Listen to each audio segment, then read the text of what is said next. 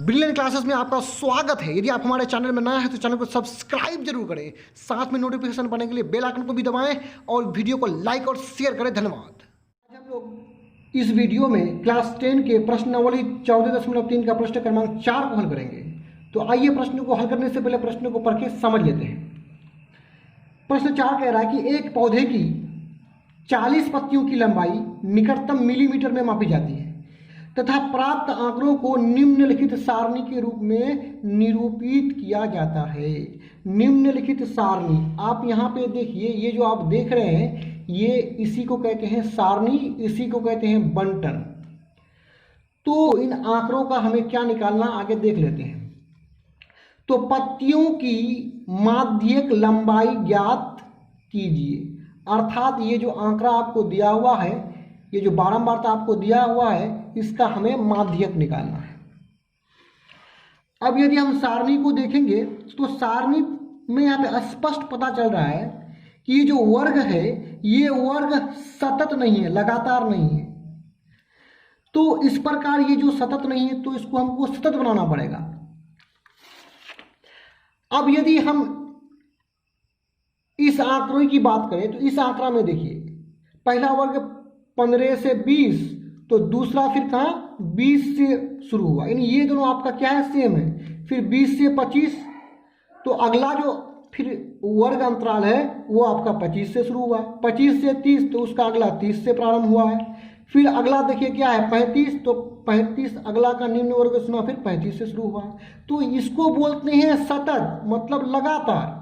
लेकिन वहीं पे हम देखते हैं यहाँ पे, तो यहाँ का जो वर्ग है सतत नहीं है, लगातार नहीं है। यानी 118 पे, यानी 118 से शुरू हुआ है 126 तक, तो अगला 126 से ही शुरू होना था, क्योंकि ये जो 126 देख रहे हैं यहाँ भी 126, मतलब दोनों क्या समान होना चाहिए, लगातार होना था।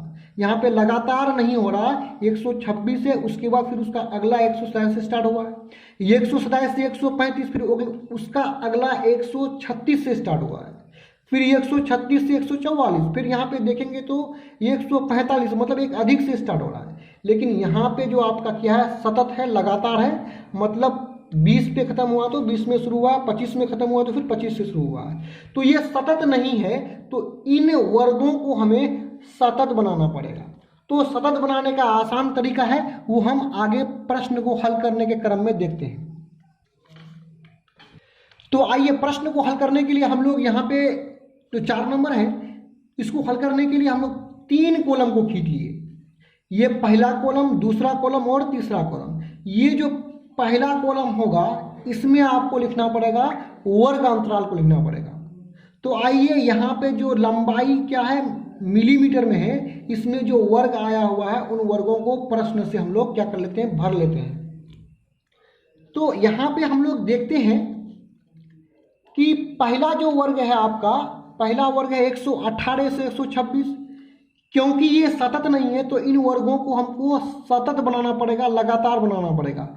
तो लगातार बनाने का नियम ये है कि जो निम्न वर्ग सीमा है और ये उच्च वर्ग सीमा है, तो निम्न वर्ग सीमा में हम लोग 0.5, कितना 0.5 जो है निम्न वर्ग सीमा में घटा देंगे, निम्न वर्ग सीमा में घटा देंगे और उच्च वर्ग सीमा में हम लोग जोड़ देंगे। फिर उसी तरह अगला में आएंगे तो इसमें भी 0.5 को निम्न वर्ग सीमा में घटा देंगे और उच्च वर्ग सीमा में जोड़ देंगे। यानी ये छोटा वाला जो मान है इसमें घटा करके और छोटा कर देंगे, और ये बड़ा वाला जो मान है इसमें 0.5 को जोड़ करके इसको और बड़ा कर देंगे। तो आइए हम लोग इन वर्गों को सतत बना लेते हैं। तो सबसे पहले हम लोग देखते हैं पहला वर्ग को, क्या है 118। तो इसमें हमको घटाना पड़ेगा कितना, 0.5। ऊपर वाला में संख्या में दशमलव नहीं है तो दशमलव शून्य बना लेते हैं हम लोग, क्योंकि दशमलव के बाद शून्य देने से कोई फर्क नहीं पड़ेगा आपको इस संख्या पर। चलिए आप घटा लेते हैं। एक इससे धार लिए 10, 10 में से 5 गया 5, दशमलव के नीचे दशमलव लिखेंगे और यहाँ पे कितना बचा 7, घटा लिए तो कितना 7, और एक को, दोनों एक को उतार लिए। इसका मतलब यहाँ पे इसको घटाया 0.5, तो मेरा प्राप्त हुआ 117 0.5। अब हम लोग जो ये उच्च वर्ग सीमा है इसमें 0.5 को जोड़ लेते हैं, यानी 126 में जोड़ेंगे 0.5 तो दशमलव शून्य बना लेते हैं। अब इसको जोड़ लेते हैं हम लोग, दशमलव के नीचे दशमलव, यानी 126.5। तो इस तरह से हम लोग सभी वर्गों का मान निकाल लेंगे। आप यदि पहले वर्ग को देखिएगा तो पहला वर्ग में हम लोग 0.5 को घटाए तो हमें क्या प्राप्त हुआ, 17.5। तो यहाँ पे एक ट्रिक लागू होता है, उस ट्रिक को याद रखिए, आप आराम से बना लीजिएगा। देखिए 18 है तो 18 में 1 घटाएंगे तो कितना, यानी यहाँ पे देखिए 118 है, 118 में 1 घटाएंगे तो 117 होगा। तो 117 में हम 0.5 लगा देंगे, यानी 1 घटा करके 0.5 लगा देंगे। तो 118 में से 1 घटा तो 117, तो 117.5। इसमें क्या करेंगे, जोड़ेंगे 0.5 तो 126 है ना, 126 में हम 0.5 को जोड़ेंगे तो हो जाएगा 126.5। अर्थात बड़ा वाला मान में 0.5 सिर्फ बढ़ा देना है, और छोटा वाला जो मान है ये 118, इसमें हम लोग क्या करेंगे, 1 घटा करके 0.5 बढ़ा देंगे, 0.5 बढ़ा देंगे। तो आइए उसी तरह इसको भी करते हैं। इससे पहले जो घटा है उस प्रक्रिया से भी आप सारा मान को निकाल सकते हैं। तो हमने यहाँ पे शॉर्ट तरीका से, तो हम लोग यहाँ पे शॉर्ट तरीका से निकाल रहे हैं। 100 कितना है, 27 है, तो 127 में 1 घटा देंगे तो 126 बचेगा। तो हम लोग यहाँ पे क्या करेंगे, 126.5 रख देंगे, से कितना है 135। तो बड़ा वाला मान में कुछ नहीं करना है, 135 है तो 135.5 लिख देंगे। अब अगला जो वर्ग है उसको देखिए, अगला वर्ग क्या है, 136। तो 136 में 1 घटाने पर 135, तो 135 में आप 0.5 को बढ़ा दिए। यहाँ से कहाँ तक है, 144, यानी बड़ा वाला मान में कुछ नहीं करना है, जो है उसको लिख लेंगे और 0.5 रख देंगे। उसी प्रकार जो ये अगला वाला को देखेंगे, तो अगला वाला को देखिए 145 है, तो 145 में 1 घटा लीजिए, कितना होगा 144। तो 144 में हम लोग 0 को क्या करेंगे, 0.5 को बढ़ा देंगे। अगला देखिए 153 है, तो 153 में कुछ नहीं करना है, इसमें कुछ नहीं घटाना है। इधर वाला जो उच्च वर्ग सीमा है इसमें घटाना नहीं पड़ता है, सिर्फ 0.5 जोड़ देना पड़ता है। तो 153 है तो 0.5 इसमें जोड़ देंगे। अब हम लोग निम्न वर्ग सीमा में फिर क्या करते हैं, 1 घटा करके 0 जोड़ देते हैं। तो 1 घटाएंगे तो कितना होगा, 153 में 0 को जोड़ देंगे। तो 153 में 0 को जोड़ने पर 153.5 हो जाएगा। यहाँ से कहाँ तक हो जाएगा, ये बड़ा वाला मान 162 है, तो इसमें कुछ नहीं, सिर्फ 0.5 को बढ़ा देना है। तो 162.5। अगला देखिए 163 है, ये घटाएंगे तो कितना 162 होगा। 162 में क्या करना है, 0.5 रख देना है। बड़ा वाला मान 171 है, इसमें कुछ नहीं, सिर्फ 0.5 को बढ़ा देना है। तो 171.5। अब आप देखिए 172 में क्या कीजिए, इसमें 1 घटाएंगे तो कितना 171 होगा, और इसमें 0 को जोड़ देंगे। तो यहाँ पे क्या हो जाएगा,